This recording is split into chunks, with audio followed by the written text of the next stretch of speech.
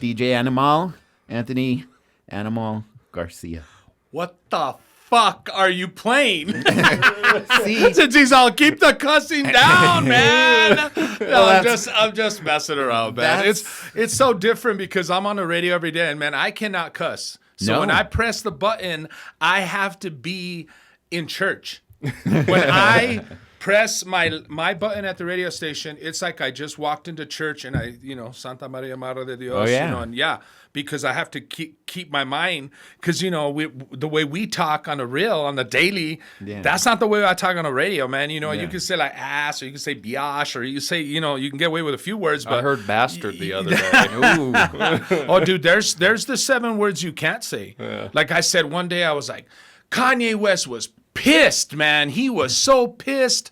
And I was like, oops, you can't say pissed. No, really? No, you can't say that. And I was like, and the boss hollers, man. He's all, hey, Animal, what's up? And I was like, what up? And he's like, what was that? What was that? And I go, what was what? And you just didn't know. Right? Yeah. It's you're like, oh, dude, I was pissed, man. This guy almost hit me, or, I was pissed about this. And you just realize, oh, damn, I can't. Shh. And I go, oh, man. He goes, I know, my bad. You know what I mean? But it was hilarious. Long time ago. Long time ago. Yeah. So we've all had our moments in the sun, I'm sure. Yeah. Oh yeah. I mean, we had a very, very short-lived 1 or 2 episode radio show on KKOB for a very short period of time. Well, but we got away with an F-bomb. Did we? Josh Fournier let it slip in the middle of this. Oh, bro, my bad, man. I forgot, bro. Josh Fournier. Oh, dude, I didn't even know. And he was on my radio show, and I go, dude, don't go. Don't go. Yeah, so I recorded it, man. But I was like, yeah, you make sure. Yeah, he came on with Anthony Fournier. Do you remember when we were at Vernon's the other night, and he was like, I'm a clean comic, and all the comics were just like, we just looked at him like, man, here's a shovel, the bullshit's getting high, John. That was good times. That was hilarious, man. But, I was, so Potential Problems podcast. Now I feel like I'm interviewing you, bro. How long you guys been on, you and Andy, man? Me and Andy Alan Clark. I like, you know what? I'm going to start calling him Andy. Oh, is it Andy or Alan? Did you say it's Andy or did honestly, you say John pronounces my name Ellen, so I prefer Andy anyway. Ellen. Me and Ellen. No, January will be our 11th year. Hell yeah. Whoa. Man, congratulations. Staying while doing a podcast for 11 years. Staying so culturally relevant. What is let me test you guys on your knowledge. Oh, no. What was the first podcast ever created? Who has that creation? Jesus. I believe they called it prayer. Prayer, yeah. Like, are you listening to the new podcast? Yeah, I just put my hands together like this. It's a great RSS feed in the sky. Yeah, that's cool. I don't know. Tell me. Tom Green, maybe? I would say Tom Green, because of course everybody, Joe Rogan. You know what I mean? That's all you ever think when you hear podcasts. You think Joe Rogan.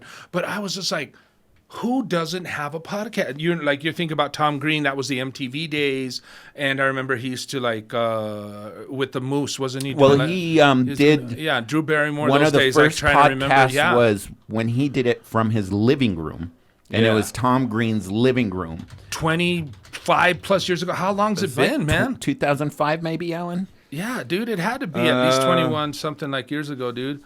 2004. They're giving 2004. They're wanting to give it to Adam Curry from an MTV VJ. Oh, wow. Adam Curry. Now, all this... Isn't that crazy?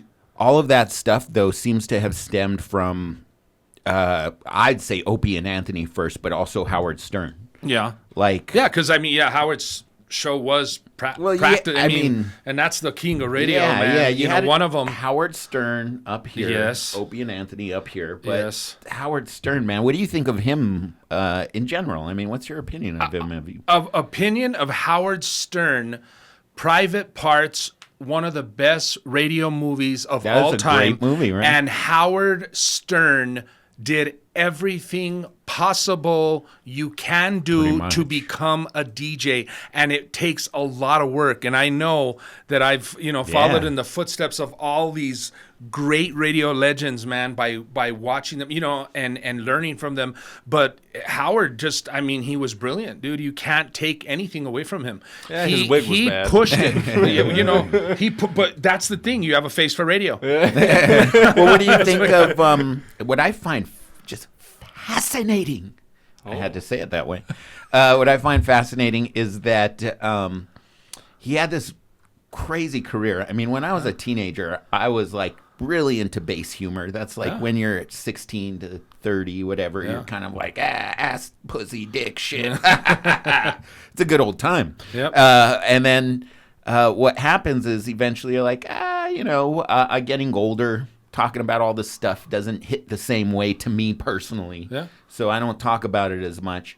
And you kind of see a shift in Howard Stern's career from going from having women sit on, what are they, Sibian machines? The speaker, yeah. Yeah. And that changed everything. Yeah, to having now, he'll have celebrity guests on, and like you said, he's in church. He doesn't say anything that's off color really anymore, right? He's behaved, huh? He's gotten more mellow, and realized that. But it's crazy because in everything, in TV, in radio, and in comedy, I always think, how far can somebody push the envelope, man? Because people push it, or they go there, or they get dark, and it's cool sometimes. And then sometimes it is not cool. Andrew Dice You should have never done that. Tony Hinchcliffe. What are you doing? You know what I mean? Like, yes.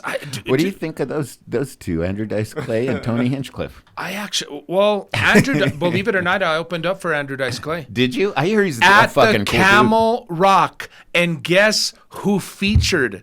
Guess who was in between us? Who was that? I was looking at the picture the other day, and I went, holy shit, that's Sebastian Maniscalco. Oh, shit. I was like, and Sebastian, man, blew up too. Yeah. But like Andrew Dice Clay, you cannot take any. I'm a huge fan. Yeah. I mean, I have it live at Madison Square Garden, literally in my vehicle right now. That CD is always in there. Yes, I said CD. Oh, yeah, dude. Yes, I it's have a in CD there player. because I still go over all those CDs, that I love so much, and just to refresh my mind and how much comedy, how much I love it, and Andrew Dice Clay was one of them. But you don't sell out he was the first dude to sell out Madison Square Garden. Yeah. And then you have Kevin Hart's, and you have Jerry Seinfeld, and there was people that actually sold it out as well. But that's not easy. Do you think Kevin? He has the title for doing that. There's only like 3 or 4 comics that have sold out Madison Square Garden at this point. Oh yeah, You know what I mean? And that's rare. That's why he was on a show recently.